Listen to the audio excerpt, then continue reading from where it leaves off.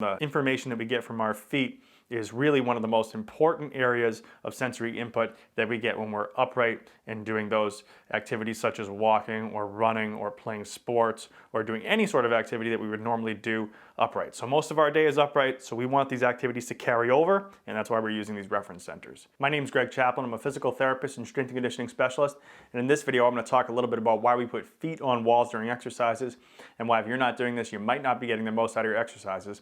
And then I'll talk through 3 of my favorite current activities that utilize this approach.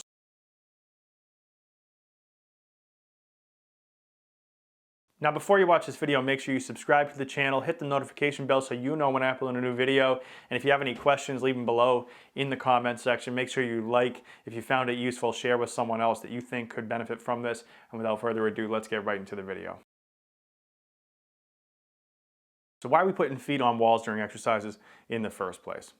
So this approach, or the use of reference centers, which is something I picked up from Postural Restoration Institute, is a way that we can use areas of sensory input through the foot that would correspond to different phases of walking in order to get certain kinds of muscle activation. The information that we get from our feet is really one of the most important areas of sensory input that we get when we're upright and doing those activities such as walking or running or playing sports or doing any sort of activity that we would normally do upright. So most of our day is upright, so we want these activities to carry over, and that's why we're using these reference centers.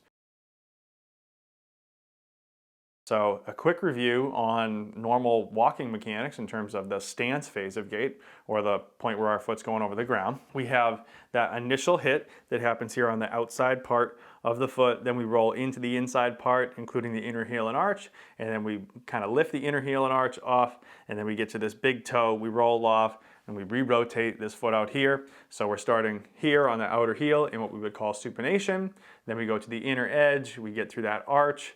That's the middle phase, and we call this pronation, and then we roll to the big toe, and we kind of re-supinate, so we bring that foot back into the position that it started in. So it kind of goes out, in, out, with the major points of contact during that stance phase being heel, arch, and base of big toe. So these are reference centers that are going to correspond to muscle activity that's characteristic of those phases. So without further ado, let's get right into my current 3 favorites, and we're going to talk through the cues that we'll use in order to get these reference centers set during these activities so that you can get the most out of these activities if you're doing them at home. So this first activity is called a supine cross connect, and I took this one from Bill Hartman, PT, who has a great YouTube channel that you should check out if you haven't already. And now the setup here has one foot straight. You'll notice I'm using a foam roller to elevate this foot, but that's also going to give me a little bit more reference of that heel because I'm going to have my foot digging down into that foam roller.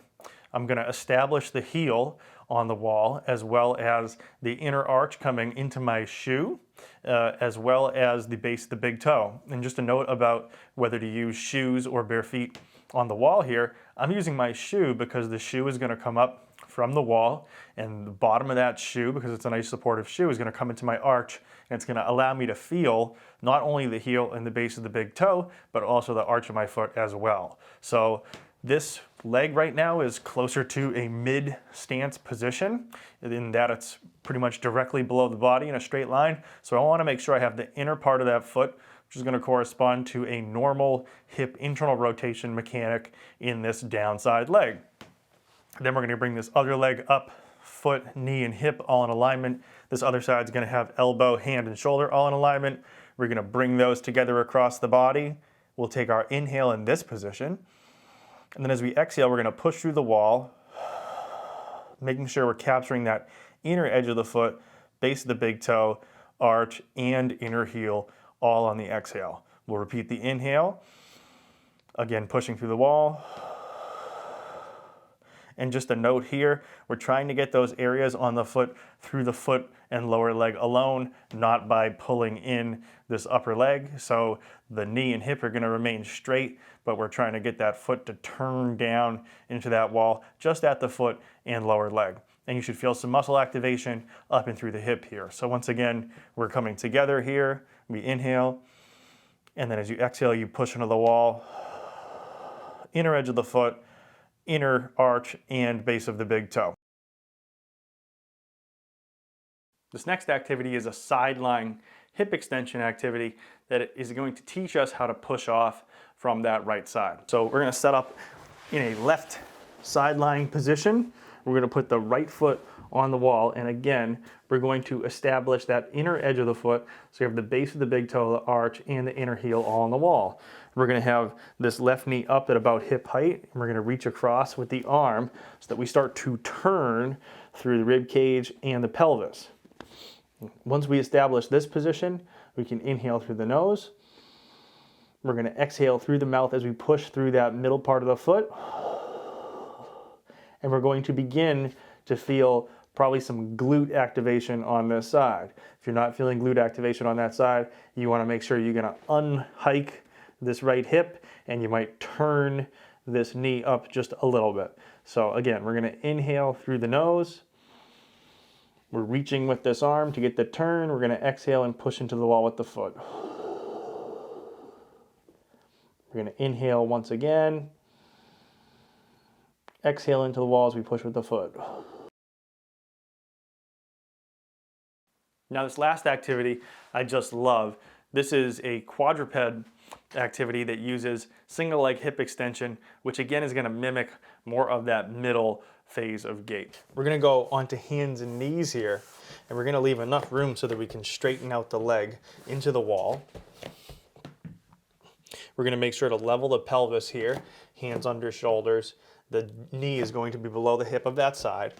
We're going to level that pelvis. We're going to do a slight tuck of the tailbone here.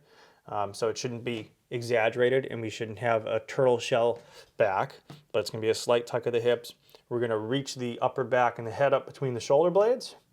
We're going to establish the inner arch, the base of the big toe, and the inner heel all on the wall. We're going to inhale through the nose. Then as we exhale through the mouth, we're going to push into the wall through the inner arch, inner heel, and base of the big toe on that right foot. Once again, we're probably going to feel some glute activity on the right side. So we'll inhale, and then exhale as we push through that inner part of the foot, propelling away from the wall and feeling a little bit of glute activity. One more breath. In through the nose. Exhale through the mouth as you push into that wall. So there you have it. Those are just 3 examples of my favorite activities that utilize this concept of reference centers. So just a quickie review, we're using reference centers because they help us capture muscle activity that corresponds to sensory input so that we can have activities in a gravity lessened scenario transfer over a little bit better to upright activities. And we're going to be biasing some form of the stance phase of gait, whether that's an early stance phase where we're hitting more of that outer edge, or more of a mid stance phase, which is what we demonstrated in today's exercise variations, which is an inner edge, arch, and base of big toe. Or we're going to have that late stance phase of gait towards push off, where we're going to be base of the big toe only. So those are your reference centers. If you want more info, once again, search for Postural Restoration Institute reference centers, and you'll find a lot there. So until the next video, thanks for watching. And if you haven't already, make sure you subscribe, like, comment, and share. And until next time, peace.